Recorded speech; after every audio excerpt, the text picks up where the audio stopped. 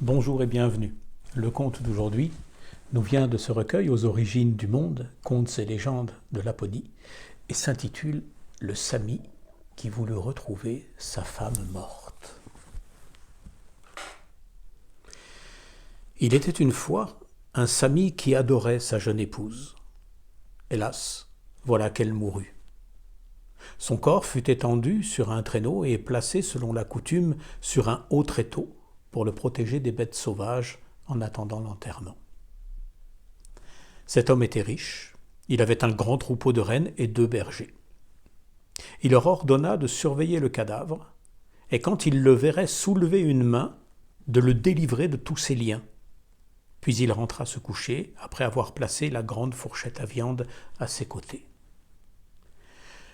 Au bout d'un certain temps, les bergers virent le corps de la jeune morte lever la main, mais ils n'osèrent pas la délier, ni réveiller le mari comme ils en avaient reçu l'ordre.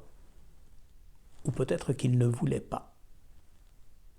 Un peu plus tard, le corps de la jeune femme se leva à moitié, mais comme elle était liée et que les bergers ne bougeaient toujours pas, le corps resta sur son tréteau. En effet, les 2 bergers n'étaient pas nés de la dernière pluie. Ils se doutaient bien que s'ils déliaient la jeune morte, l'un d'eux prendrait sa place. Peu de temps après, le mari s'éveilla. Il était allé au royaume des morts. Sa jeune femme l'y attendait en tenue de mariée. Elle allait épouser un mort. La noce était déjà en plein préparatif.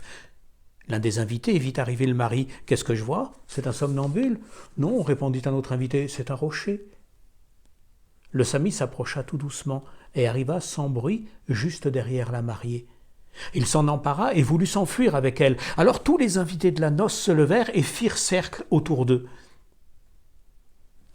Si les bergers avaient délié les liens de la morte, le mari aurait sans doute réussi à la ramener avec lui.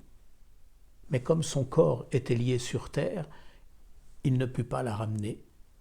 Et il réussit tout juste à s'échapper de justesse du royaume des morts, grâce à sa grande fourchette à viande. À demain.